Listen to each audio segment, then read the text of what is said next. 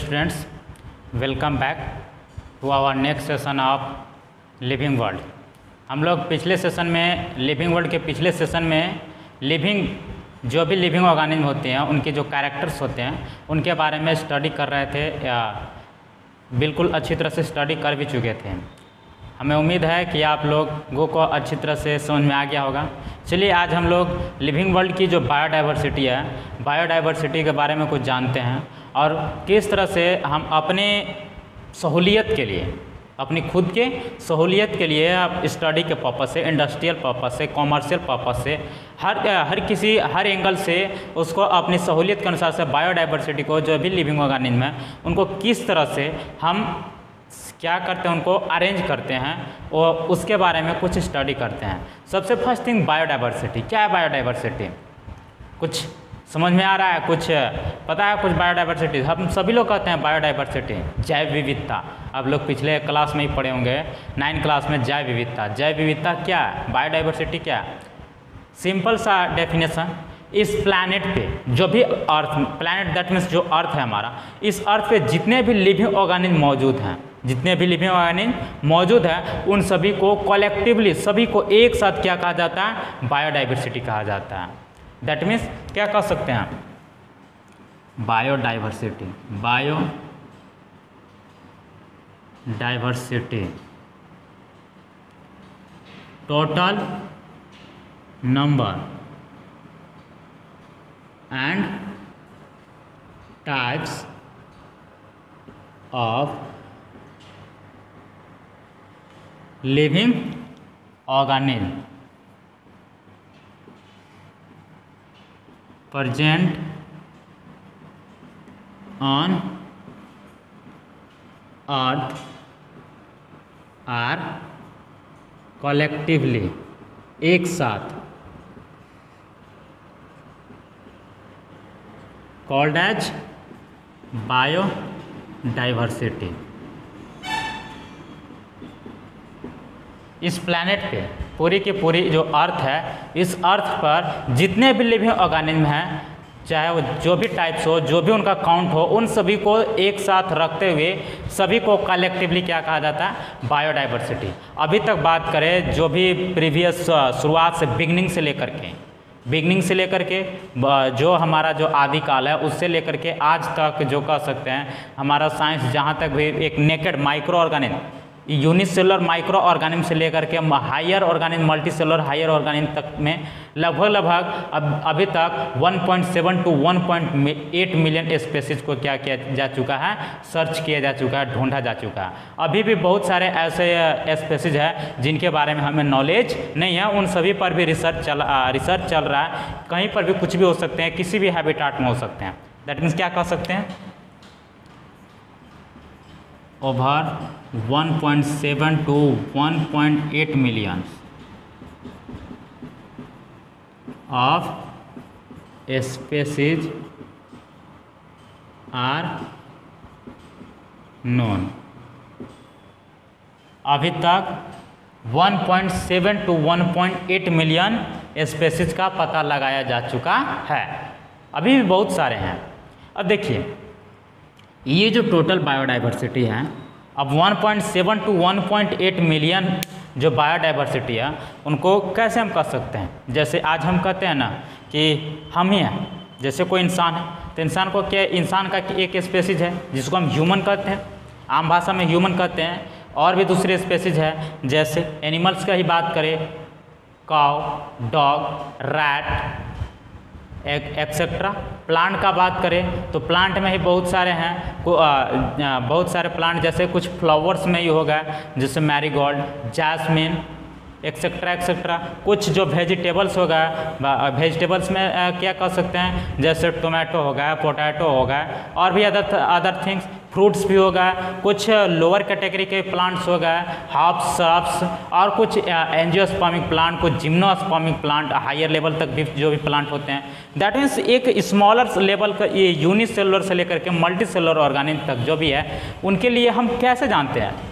उनको जानने के लिए, उनको स्टडी करने के लिए, समझने के लिए कुछ ना कुछ तो क्राइटेरिया बनाना होगा, कुछ ना कुछ उनमें कैरेक्टर को देखना होगा और उस कैरेक्टर के अकॉर्डिंग उन सभी को सेपरेट करना होगा, एक दूसरे को कैटेगरी वाइज क्या करना होगा कि किसी मान लेते हैं किसी लिविंग ऑर्गेनिज्म का एक कैरेक्टर है तो उसको एक कैरेक्टर में रख दिए, एक कैटेगरी में रख दिए कि उसके जैसा कैरेक्टर वाला जो भी एनिमल्स या जो भी ऑर्गेनिज्म आएगा उसको उसी कैटेगरी में रखा जाएगा।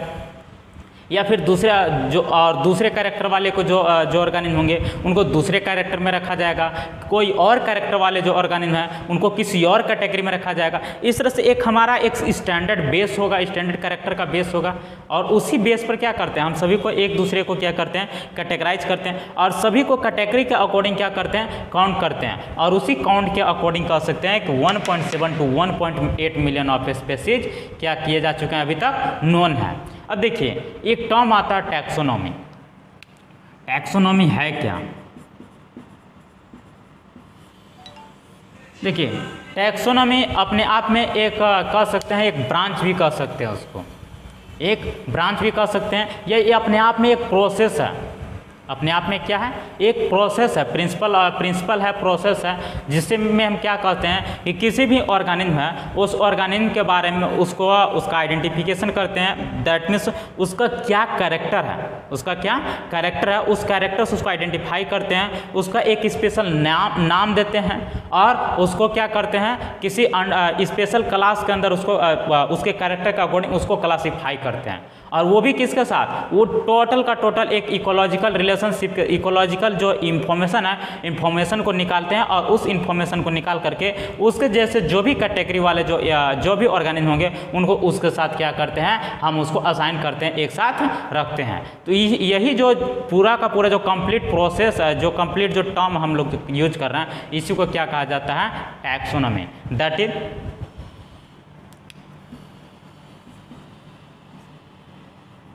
study of process and principles of identification,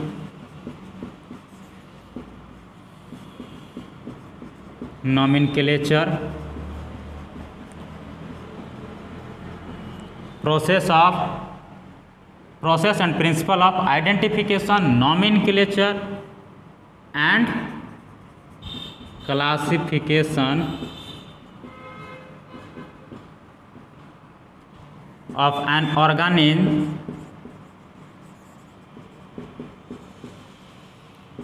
in respect of ecological information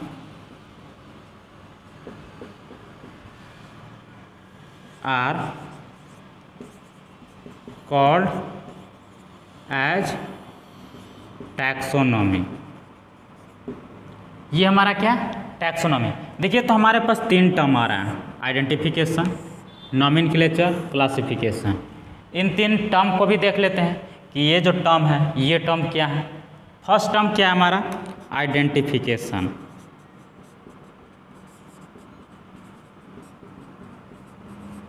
second term क्या है नोमेनक्लेचर।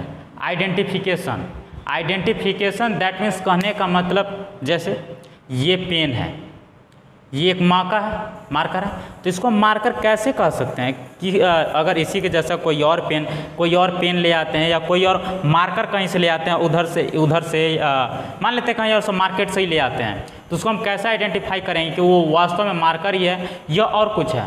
तो उसके लिए इस मार्कर का कुछ न कुछ कैरेक्टर है जो कि हम इसमें देखते हैं। मार्कर का क्या सा कैरेक्टर है, एक लॉन्ग सा स्ट्रक्चर है, इसमें एक इंक डालने वाला स्ट्रक्चर होगा, उसके साथ साथ इसमें क्या है एक नीब है। इसी नीब से क्या करते हैं हम लोग यहाँ पर लिखते हैं, इसी से राइट करते हैं।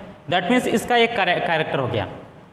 जैसे ह्यूमन का ही बात करते हैं तो ह्यूमन का क्या, ह्यूमन के मान लेते हैं कि नॉर्मल सा जो हमारा जिसको हम देख सकते हैं, जिसको हम आराम से उसको हम क्या कर सकते हैं एज्यूम कर सकते हैं, उसके बारे में स्टडी कर सकते हैं। जैसे 2 पैरों पर चलता है, ट्रिस्टिशियल लाइफ है उसका, 2 आँख है, 2 कान है, मुंह है, उसका 2 हाथ है, लंबा सा एक बॉडी है, शरीर है, उसका एक अपना खुद का लाइफ स्पान है।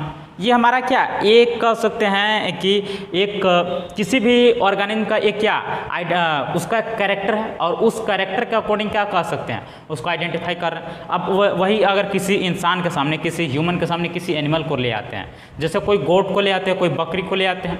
अगर बकरी को ले आते हैं तो क्या होगा, और एक की तरफ ह्यूमन को रख दे रहे हैं, दूसरी तरफ गोट को रख दे रहे हैं। ह्यूमन का 2 पैर, गोट का 4 पैर। ह्यूमन 2 पैर पे चलता है, गोट 4 पैरों पर चलती है। इस तरह से ह्यूमन के पास जो गोट है, बकरी है, बकरी की 2 सींगें होती है, लेकिन ह्यूमन के सींग तो नहीं होते हैं, ऐसा तो नहीं है। कान का बात करें तो ईयर का, तो ईयर क्या, जो गोट का जो ईयर है उसका क्या लॉन्ग ईयर होता है, लेकिन ह्यूमन का क्या लॉन्ग ईयर तो नहीं होता है।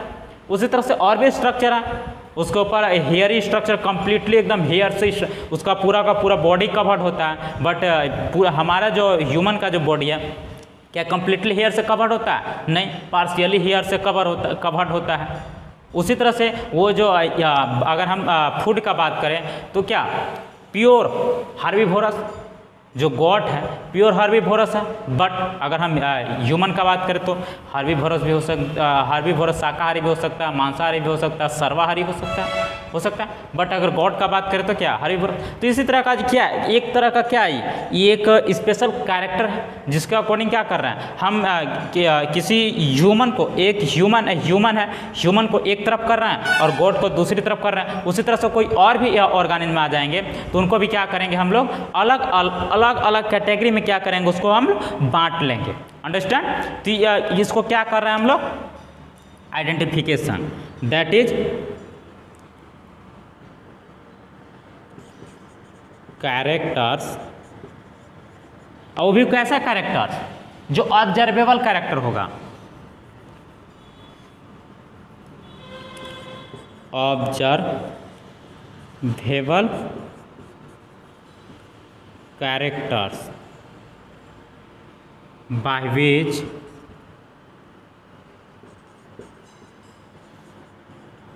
an organism are known। कोई ऐसा कैरेक्टर, किसी भी ऑर्गेनिज्म, कोई भी ऑर्गेनिज्म है जो जिसका एक ऐसा कैरेक्टर जिसके जरिए वो अपने आप का उसका एक पहचान हो, उसी से वो क्या किया जाता हो, पहचाना जाता हो, उसी को क्या कहा जाता है, identification. That is observable character by which an organism are known are called as identification. Next है नॉमेनक्लेचर एंड क्लासिफिकेशन। उससे पहले आप इसको क्या कीजिए, नोट्स कर लीजिए इसको आप।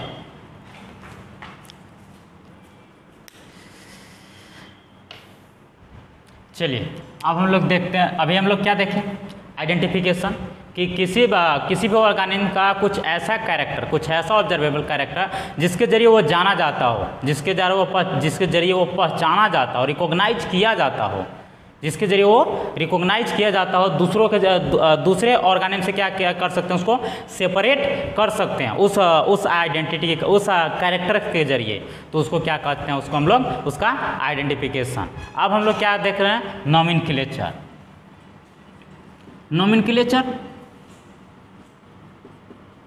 नॉमेनक्लेचर के बारे में तो कहना ही नहीं है, सभी लोग जानते होंगे, हर किसी का अपना अपना नाम है, राम, श्याम, गीता, मोहन एक्सेट्रा। तो ये क्या हम अपने इच्छानुसार हम नहीं कह सकते, हमारे पेरेंट्स ही, हम नहीं बल्कि हमारे पेरेंट्स ही मोस्टली किस में क्या होते हैं, हम लोग जब जन्म लेते हैं, जब बर्थ होता है हमारा, तो उसी टाइम हमारे जो पेरेंट्स होते हैं, जो कलीग्स होते हैं, जो वही क्या करते हैं, हमें एक नाम दे देते हैं कि इस लड़के का नाम ये रहेगा, उस लड़की का नाम वो रहेगा, इस तरह से। तो नाम उसी तरह से जो भी स्पेसीज है, जो भी एनिमल्स है, जो भी ऑर्गेनिज्म है, जिसको हम देखें, जिसको हम क्या किए, उसको हम यहाँ पर देख लिए तो उसको हम एक नाम दे दिए। जैसे अभी हम बोले, जैसे ह्यूमन, इंसान को ये कोई ना कोई एक नाम दिया होगा कि हाँ ये हम लोग क्या इंसान हैं।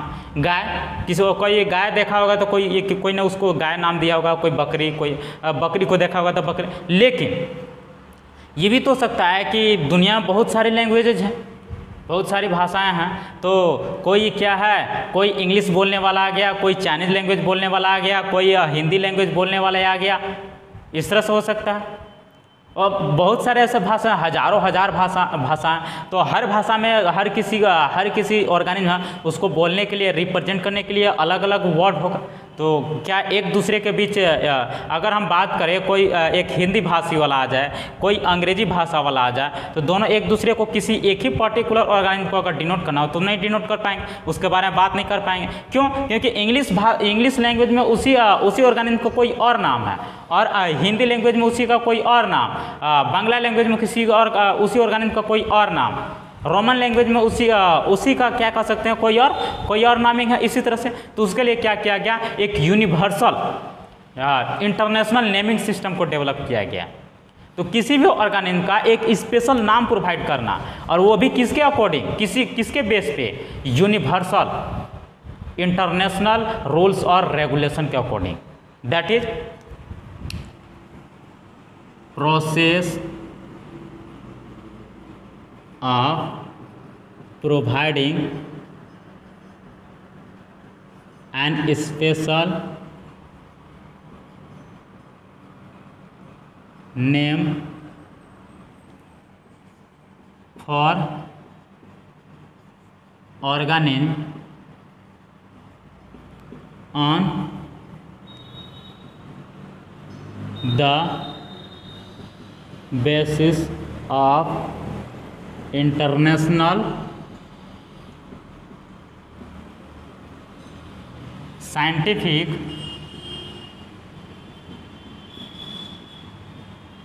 Rules and regulation are called as nomenclature.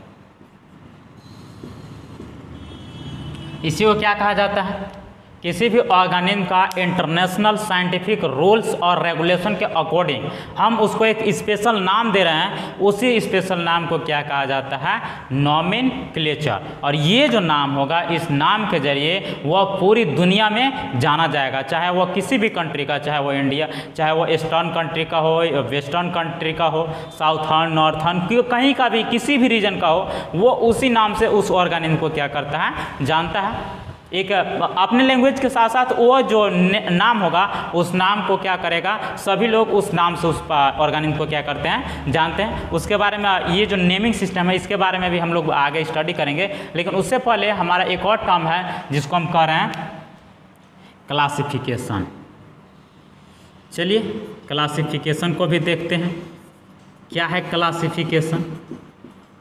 Classification आप लोग ही सोचिए, अगर कोई ऑर्गेनिज्म है, ये क्या है, एक मार्कर नहीं, कोई ऑर्गेनिज्म इधर से कहीं से भी लेके चले आ रहे हैं, उस ऑर्गेनिज्म को उसके कैरेक्टर्स के अकॉर्डिंग, किसके अकॉर्डिंग, उसके कैरेक्टर्स के अकॉर्डिंग क्या कर रहे हैं, हम उसको अब एक स्पेशल कैटेगरी में क्या कर रहे हैं, उसको ग्रुप कर रहे हैं, उस स्पेशल कैटेगरी में ग्रुप कर रहे हैं। वो भी किसके अकॉर्डिंग, किसके बेस पे, उसका जो कैरेक्टर, ऑब्जर्वेबल कैरेक्टर्स है, उस कैरेक्टर्स को बेस मानते हुए। अगर किसी का, जैसे अगर अभी हम कैटेगरी क्या किसको किसको कर रहे थे कि ह्यूमन को, गॉड को, किसी प्लांट को कर रहे थे, तो सभी के पास अपना अपना खुद का कैरेक्टर है। उसी कैरेक्टर के अकॉर्डिंग क्या कर रहे हैं हम लोग, उसको क्या अलग अलग कैटेगरी में उसको कैटेगराइज कर रहे हैं। तो ये जो कैटेगराइजेशन का जो प्रोसेस है, इसी को क्या कहा जाता है, classification. Understand?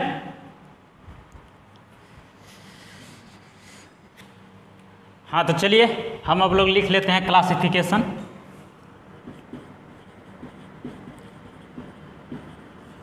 Process, that means किसी भी कोई भी कैरेक्टर्स का अकॉर्डिंग हम उसको क्या कर रहे हैं, उसको एक अलग कैटेगरी में क्या कर रहे हैं, उसको हम सेपरेट कर रहे हैं। That is process. किसी भी ऑर्गेनिज्म को एक ऐसा प्रोसेस जिसके जरिए उसको किसी कैटेगरी में हम लोग क्या कर रहे हैं, उसको ग्रुप कर रहे हैं, और भी किसके जरिए, वो जो ऑब्जर्वेबल कैरेक्टर है उससे, उसके जरिए।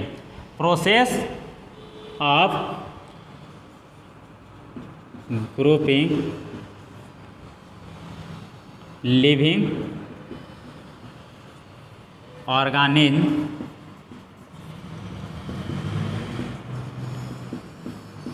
into convenient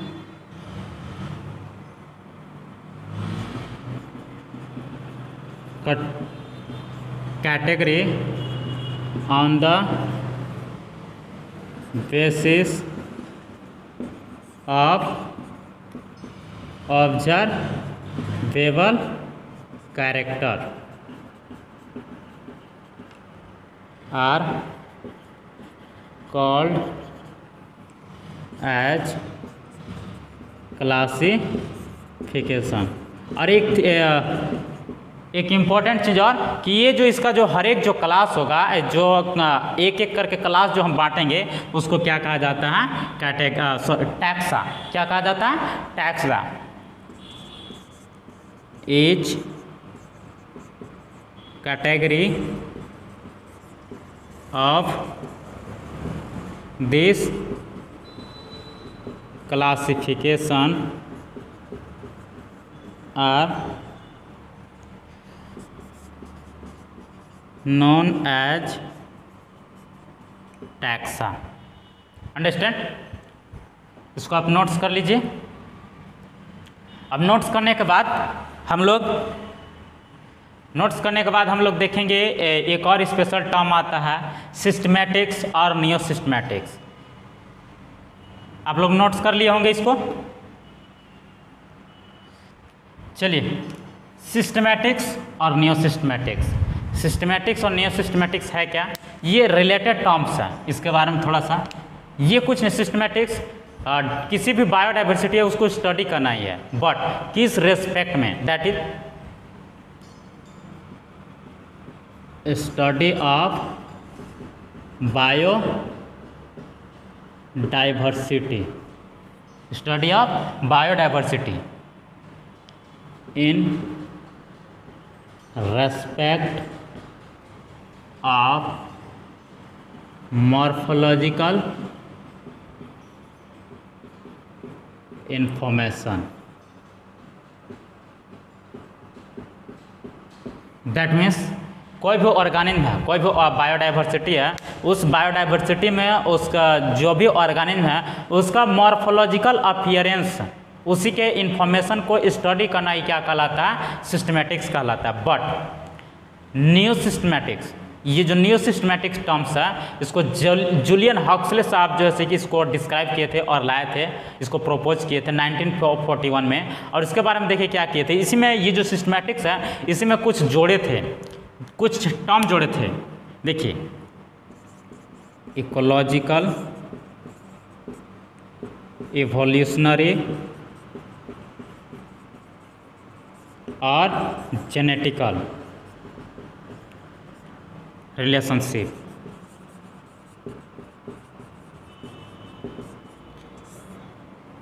morphological information relationship के साथ साथ इसमें ये जो न्यू सिस्टमैटिक्स है इसके अंतर्गत किसी भी लिविंग ऑर्गेनिज्म, किसी भी बायोडाइवर्सिटी में जो लिविंग ऑर्गेनिज्म है उनका मॉर्फोलॉजिकल अपीयरेंस के साथ साथ उसका इवोल्यूशनरी, जेनेटिकल और इकोलॉजिकल इंफॉर्मेशन को भी स्टडी करना एक साथ स्टडी करना ही क्या कहलाता है?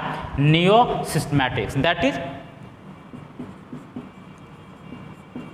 Study of organism in biodiversity with ecological, evolutionary and genetical relationship। study of organism in biodiversity of ecological, evolutionary and genetical relationship along with the morphological information are known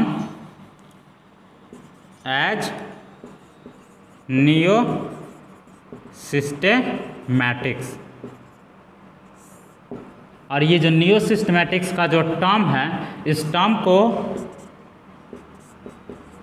नियोसिस्टेमैटिक्स terms was coined and proposed by Julian Huxley in 1941। ये जो neo systematics terms है, neo systematics term है, इसको कौन propose किए थे? Julian Huxley इन 1941 में। अब देखिए, इसके बाद कुछ जनरल बातें कर लेते हैं। जनरल बात में बायोडाइवर्सिटी कहने का मतलब कि जो टोटल डिफरेंट अनलिमिटेड जो नंबर और टाइप्स ऑफ जो लिविंग ऑर्गेनिज्म है वो कहाँ मौजूद होते हैं।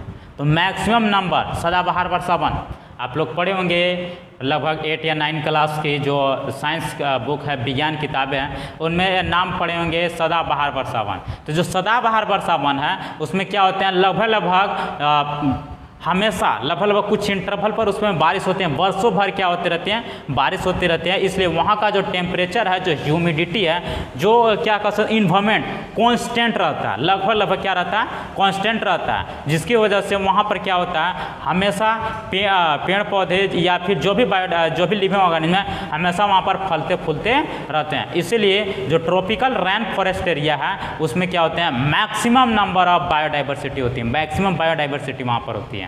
That means maximum biodiversity